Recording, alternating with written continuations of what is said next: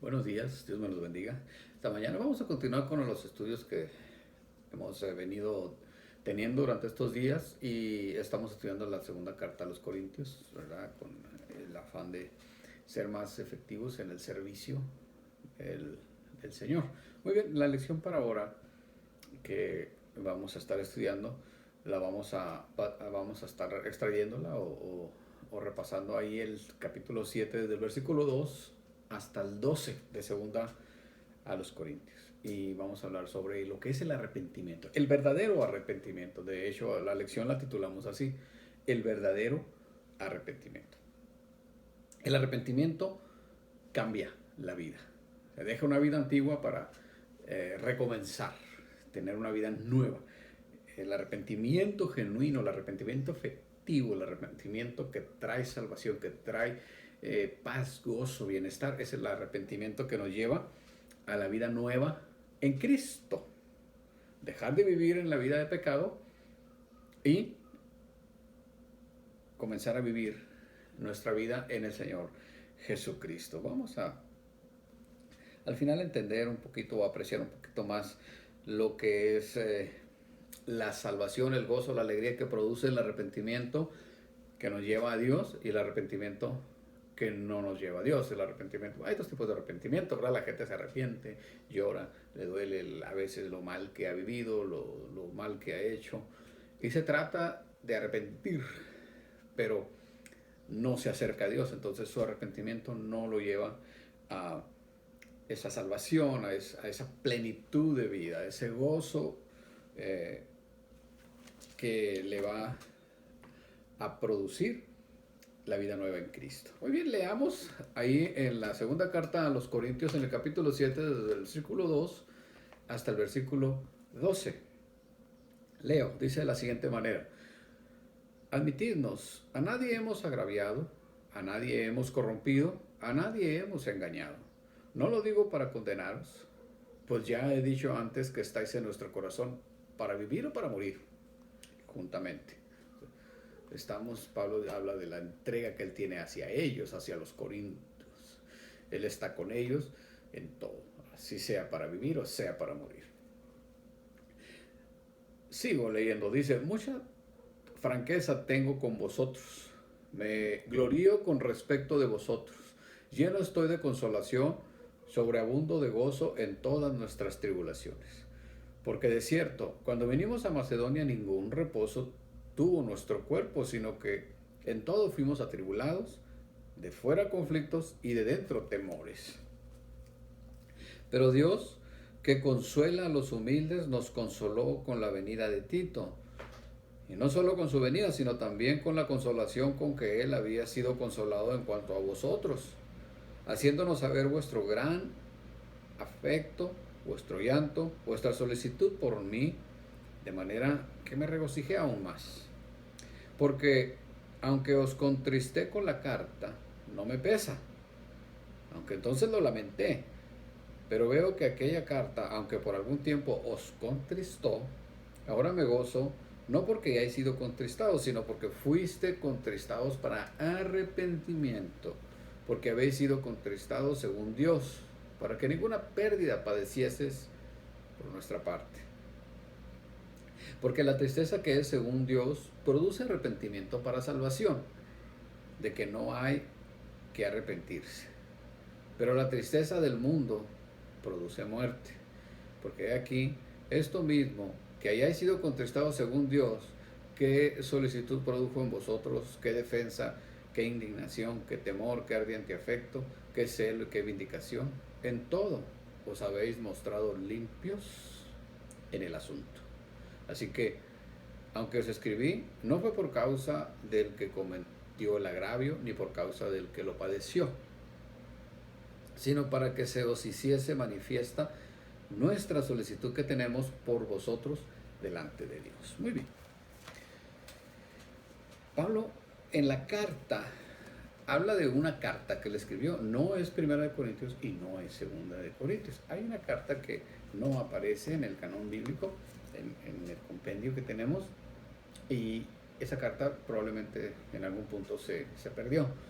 él escribe, como escribió la primera carta a los Corintios, la segunda carta a los Corintios, también hay una carta que no se sabe si es que primero o antes de alguna de las dos que tenemos. Pero sí se menciona que era una carta muy severa, una carta muy dura. Entonces, cuando ellos reciben la carta en su asamblea, en su congregación, que Tito, el colaborador de Pablo, la lleva, esta carta les hace ver su mal proceder y los hace entender y los hace sentir mal, de modo que los hace recapacitar. Entonces su reacción fue correcta. Sí les causó pena, les causó dolor la carta. Incluso dice Pablo, yo mismo cuando la escribí me sentí mal. Lo tenía que hacerles ver. Les tenía que hacer ver su condición, o sea, su actitud, para que pudieran poner atención en lo que realmente estaban haciendo contra mí o contra alguien más y pudieran tomar la mejor decisión. En este caso, Pablo los estaba impulsando a que se arrepintieran de lo que estaban haciendo, que cambiaran. Es muy importante entender esto. El arrepentimiento va a restaurar la conducta, de una conducta errónea, de una conducta equivocada, una conducta quizá violenta, quizá engañosa, a una conducta correcta. Lo que Pablo está tratando de hacer es que los hermanos, que la iglesia, se condujeran correctamente, que cambiaran su actitud que tenían hacia él, y hacia alguna situación que se estaba presentando ahí, y tomaran la actitud correcta, cambiaran. Dice la palabra en Hechos 3:19, así que arrepentíos y convertíos, para que sean borrados vuestros pecados, para que vengan de la presencia del Señor tiempos de refrigerio. El punto de Pablo aquí era restaurar una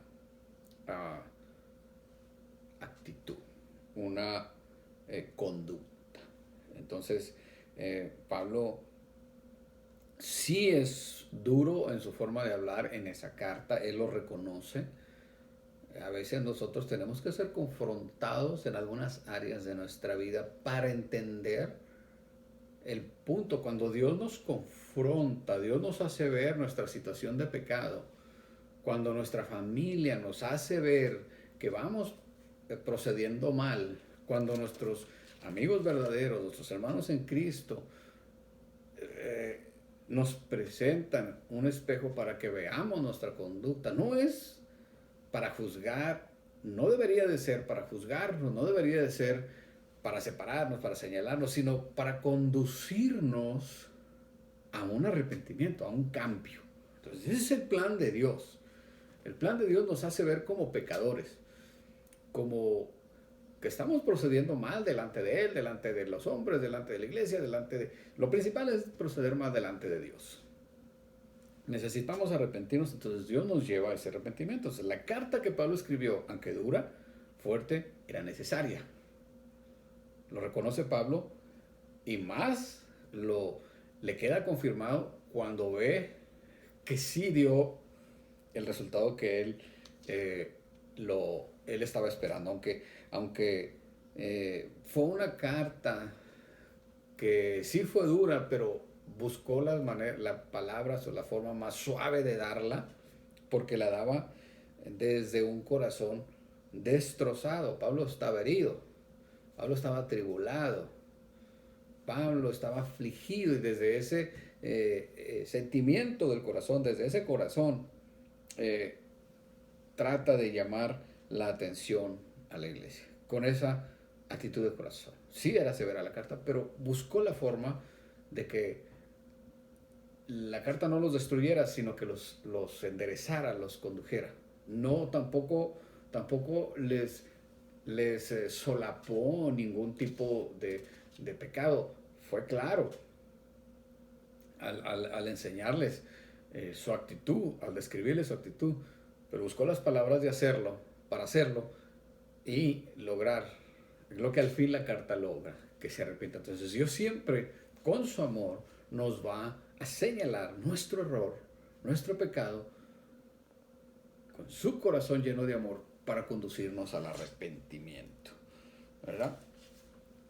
Pablo él habla ahí de que él ha sido tratado agraviado, ¿verdad? O sea, quiere decir, tratado injustamente, corrompido. Él habla de estas tres cosas.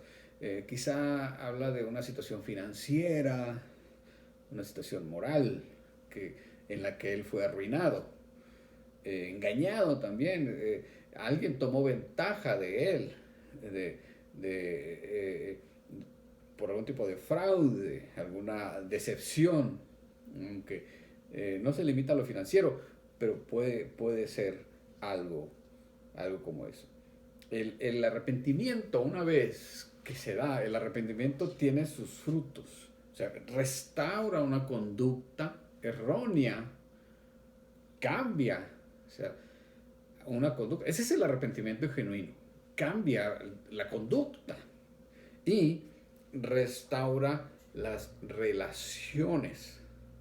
Es lo que hace un arrepentimiento. O sea, va a restaurar las relaciones que chocan, las relaciones ásperas, las relaciones que están destrozadas, destruidas. Pueden ser restauradas si hay este cambio, si hay una actitud. Dios puede mirar el corazón y se da cuenta Dios cuando el hombre se arrepiente realmente. Pero nosotros como seres humanos necesitamos mirar un cambio y con el tiempo nos vamos convenciendo de que realmente hay un cambio. No podemos convencer a las personas de la noche a la mañana que hemos cambiado, cuando durante toda una vida hemos llevado una mala conducta, una conducta contraria, una conducta destructiva, una conducta agresiva, una conducta engañosa, una conducta de cualquier tipo que esté agraviando a la persona. Entonces, como seres humanos, para darnos cuenta o convencernos de que alguien se ha arrepentido, nos toma tiempo. Entonces, el que ha cambiado tiene que mostrar un cambio. Dice la palabra de Dios ahí en Mateo 3:8, una exhortación en este evangelio dice: haced pues frutos dignos de arrepentimiento. Al hablar de frutos habla de conducta, de lo que uno hace. Vayan, condúzcanse dignamente, o sea, como que realmente se han arrepentido, que se vea ese cambio. Muy bien. Pablo, al ver lo que está sucediendo, él es sincero con ellos. Si yo estoy con ustedes para bien o para mal, para morir o para vivir juntos, estoy unido, pegado con ustedes, estoy estrechamente unido, enlazado con ustedes. Pablo le dolía la actitud que había en esta iglesia contra él, ¿verdad? Entonces, a veces así pasa entre nosotros. Estamos dañando con nuestra actitud, estamos afectando una relación, un grupo, una familia, un matrimonio, con nuestra actitud, de hijos a padres o de padres a hijos, con una actitud y una conducta incorrecta. Entonces necesitamos aprender que se necesita el arrepentimiento. Muy bien. Hay que hacer, cuando uno se arrepiente, entonces da frutos de eso. Cambia, se ve distinto, habla distinto, hace las cosas de una manera totalmente distinta. No frecuenta lugares que frecuentaba, no consume cosas que antes consumía. Ahora busca la dirección de Dios, busca encontrar la sabiduría divina, busca dirigirse por la sabiduría divina, busca mostrar esos frutos dignos de una persona que se ha arrepentido y se ha acercado a Dios. Es muy importante el arrepentimiento, que no lo lleva a uno a acercarse a Dios, lo deja a medio caminar. No hay la salvación, no hay esa restauración, no hay esa paz interna, personal, que uno va a adquirir cuando se arrepiente y busca, viene a vivir una vida en Cristo Jesús. Pablo es promotor del arrepentimiento. Debemos de ser promotores del arrepentimiento. Buscar que las personas, que nosotros mismos, ¿verdad? A veces quizá antes de ver, o más bien, seguramente antes de ver el error en los demás, tenemos que ver el nuestro. No busque en el sermón de la iglesia a ver a quién le está hablando Dios. Cuando usted lea la Biblia, no la lea para ver a quién le habló Dios. A ver qué Dios le está diciendo a usted, qué Dios me está diciendo a mí, porque algo yo tengo que mejorar, algo tengo que cambiar. Pablo los amonesta a ellos a un arrepentimiento genuino, un arrepentimiento puro. ¿Sí? Que den esos frutos de arrepentimiento. Pablo habla en los versículos 5 y 6 de la agonía que experimentó. Da las razones por las cuales la ansiedad y la tristeza se habían convertido después en gozo. Esto habla de su agonía física y emocional que había sentido después de haber enviado esa carta dura de amonestación a los hermanos de Corintios. No sabía él cómo iban a reaccionar. Por eso en lo que le llegó la respuesta que le traía Tito, él tuvo esa agonía, no tuvo reposo, es el versículo 5, no tuvo reposo, había un estrés que él vivía a diario, aunque las cosas estaban bajo control por lo que él estaba haciendo, pero todavía en su mente había esa inquietud que no le dejaba reposar y estar tranquilo. Aparte de que la vida de Pablo nunca fue pacífica, el ministerio de Pablo no tuvo un solo día de reposo. Desde que Pablo empieza a predicar, Pablo, su vida es difícil. Predicar el Evangelio para Pablo fue muy, muy complicado. No era nada fácil, nada le resultaba para bien. Donde Pablo se paraba había un conflicto, donde Pablo llegaba había un problema. En el barco que se subía se le hundía, y si no, dice Pablo, hasta se perdía en el mar. Y si en una de las veces que se salvó de un naufragio, todavía para colmo lo muerde una serpiente venenosa. Ese era el modus vivendi de Pablo, y no se queja de eso. Algunos de nosotros juzgamos los ministerios porque haya paz, pero Pablo no muestra que no había paz en su ministerio nunca. Bueno, dejemos a Pablo un momento. Lo que Pablo está haciendo es amonestar a un genuino arrepentimiento. Entonces, cuando Tito viene, o él encuentra a Tito, dice, porque estaba en Troas, y Tito no fue encontrado ahí, él angustiado, se fue a Macedonia para buscar, o sea, deseando verlo. Claro, de ver a Tito como su hermano, como su colaborador, pero lo que deseaba Pablo es ver la respuesta que Tito le traía. Entonces, cuando Tito le habla de una iglesia donde Dios está obrando, donde la reconciliación empieza a verse, donde la salud mental y espiritual se están realizando. Entonces Pablo dice que ahí recibe consuelo. Ahí es cuando su angustia interna se desvanece y empieza a tener paz, ser consolado, dice, consolado y gozoso. Necesitaba desesperadamente saber cómo estaba la obra de Dios, cómo estaban sus hijos espirituales. Muy bien, era una iglesia dividida, quebrantada, enferma, casi desbaratada. Y quizá hoy encontramos situaciones así, personales, en nuestra vida personal, también en nuestra vida de relación con Dios, una vida desmoronada, destrozada, desbaratada. También hay congregaciones, ahorita iglesias, lugares donde se está viviendo esta situación, donde se necesita un un cambio.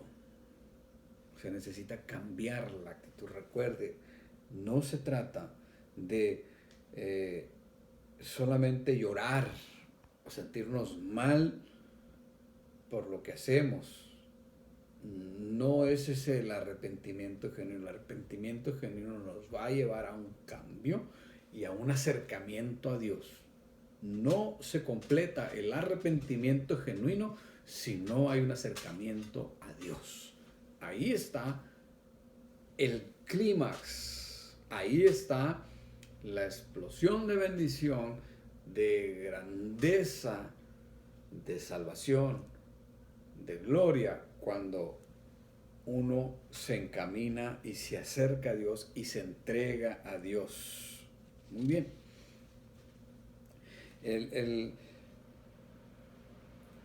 El arrepentimiento, dice Mackintosh, como todo acto religioso, concierne a los tres modos cardinales de ser conscientes. De ser conscientes, conocer, sentir y querer. Conocer, sentir y querer. El pecado es reconocido y es abandonado. O sea, la mala conducta es reconocida y es abandonada. Pero a veces el mero reconocimiento solo está en la mente. O sea, yo reconozco, mucha gente reconoce que está mal. Lo reconoce.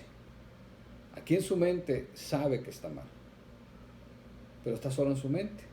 Eso se llama remordimiento, no arrepentimiento. ¿Sí? No, eso no quiere decir que ha cambiado. O desesperación. A veces la persona abandona cierto mal proceder, pero solo por prudencia. ¿Sí? Eso es diferente al arrepentimiento. Está bien ser prudente. Yo no voy en contra de la prudencia. Pero en este caso estamos hablando de un cambio. La prudencia nos va a detener solamente de ciertos actos, de ciertas palabras, de ciertos dichos, de cierta forma de hablar, de cierta forma de ser, que nos pondrían en riesgo, nos pondrían en peligro, y por prudencia no lo hacemos. Pero eso no habla de arrepentimiento genuino. Prudencia no es arrepentimiento. Eso que nos quede claro. El hecho regenerador, cuando uno cambia, incluye las tres cosas como una sola unidad. O sea, conoce, siente y quiere cambiar. Eso es como Dios espera que nosotros hagamos nuestro acto de arrepentimiento. La carta que Pablo les manda, les escribe, les produce tristeza.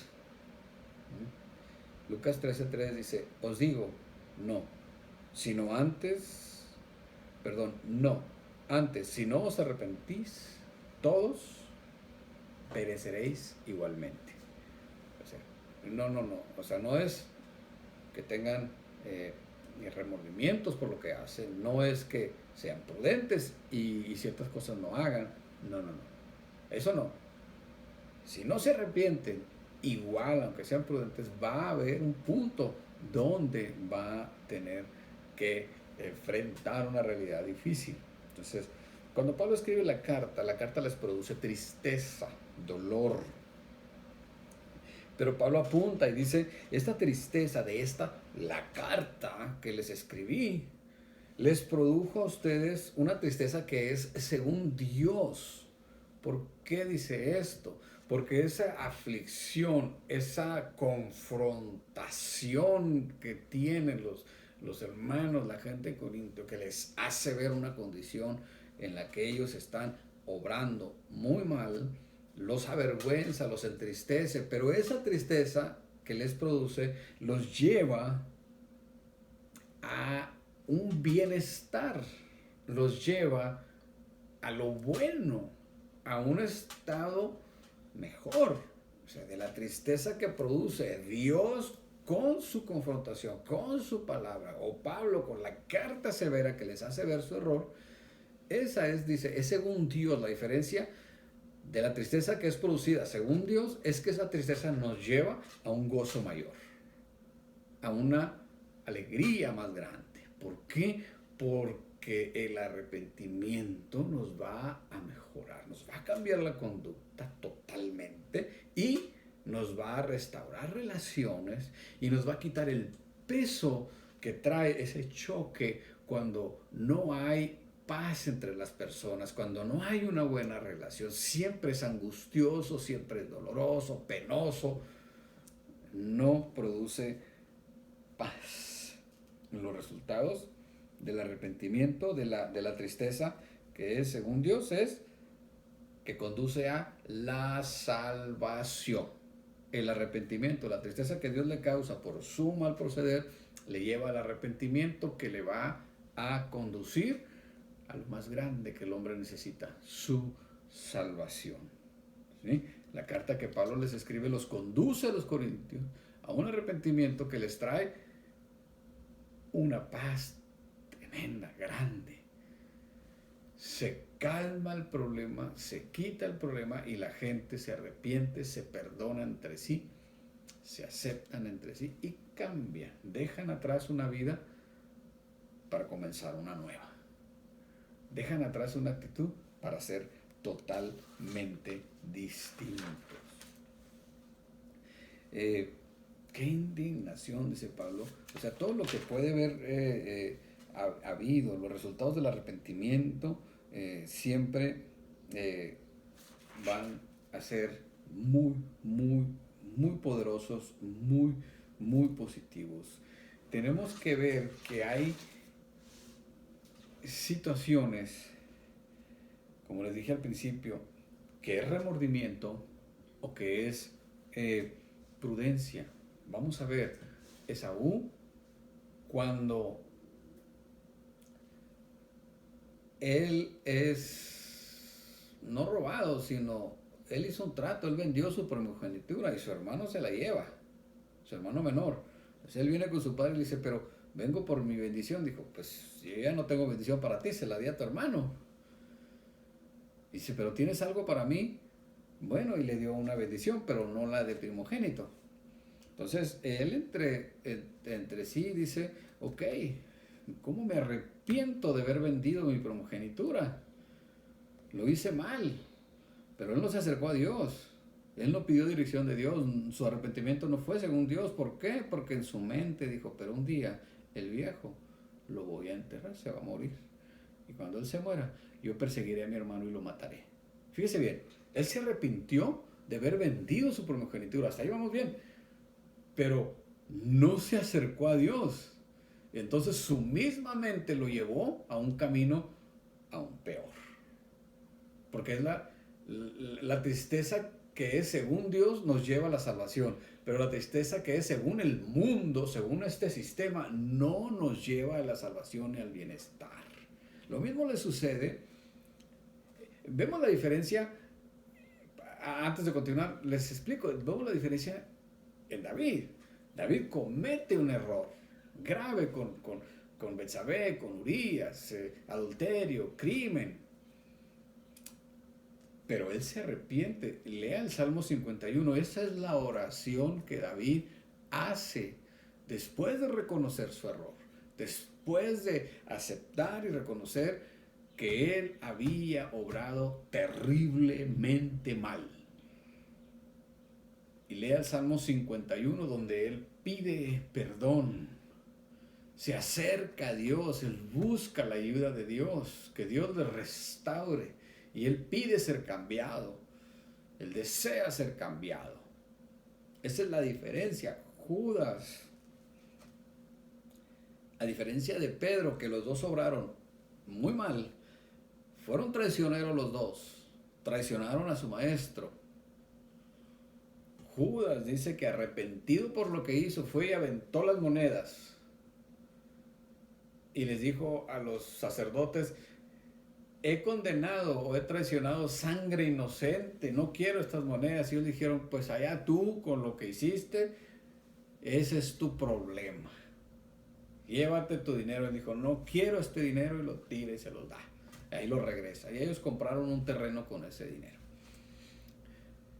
Pero él no se acerca a Dios, su arrepentimiento no le produce salvación porque no se dirige a Dios. Él solamente carga con remordimiento, con culpa, pero no quiere, o sea, no busca a Dios en su dolor, en su confrontación de su problema, y esa actitud lo lleva a cometer un acto aún más duro, que va y se ahorca. Él encuentra la muerte al final de su reconocimiento, de su conciencia intranquila. No encuentra la salvación. ¿Por qué? Porque no se conduce a Dios, porque no busca a Dios. Pedro, al contrario, cuando él traiciona deliberadamente a su maestro y lo niega y blasfema, y el gallo le canta y le hace recordar lo que el maestro le dijo: me vas a traicionar, Pedro, me vas a negar. Pedro no lo cree hasta que lo hace. A veces, entre paréntesis, digo, uno no sabe de lo que es capaz hasta que está en ciertas situaciones. Se va a dar cuenta de qué es capaz. Entonces, pero recordemos, Dios siempre nos está llamando al arrepentimiento y nos va a producir una tristeza por nuestros actos erróneos, pecaminosos, pero no para mal, sino para bien.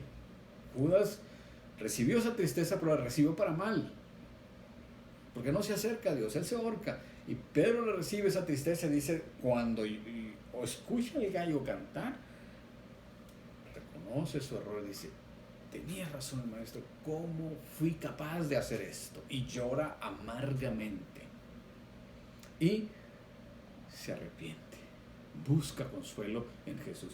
Él se va directamente a donde él tuvo el primer encuentro con Jesús en la pesca milagrosa. Y va y sabe que Jesús en algún momento llegará a él, porque él sabe que ahí se encontró con él. Y ahí va Jesús y tiene otra pesca milagrosa, o tienen otro encuentro, y ahí Pedro es restaurado para salvación. Muy importante entender esto, mis hermanos. Muy bien, esta es la lección para el día de hoy. Les dejo su tarea, la lectura que les dejo cada lección. Recuerde, repito, siempre lo diré, lea la Biblia. Hay mucho que leer, léalo todo, pero quédese con lo bueno nomás, pero lea la Biblia, sobre todo lea la Biblia, porque si no lo hace, usted está condenado a creer lo que le digan. Muy bien, tarea. El lunes usted lee Segunda de Reyes capítulo 1, 2 y 3, Lucas 24 del 1 al 35. El martes usted lee Segunda de Reyes capítulo 4, 5 y 6, y Lucas 24 del 36 al 53. Y el miércoles usted lee Segunda de Reyes 7, 8 y 9, y Juan capítulo 1 del versículo 1 hasta el 28. El jueves usted lee Segunda de Reyes capítulo 10, capítulo 11 y capítulo 12, y Juan capítulo 1 versículos desde el 29 hasta el 51. El viernes usted lee Segunda de Reyes capítulo 13 y 14, y usted lee el capítulo 2 del Evangelio según San Juan. Y el sábado usted lee Segunda de Reyes capítulo 15 y capítulo 16. También va a leer Juan capítulo 3 versículos del 1 hasta el 18. Y el domingo usted lee Segunda de Reyes capítulo 17 y capítulo 18.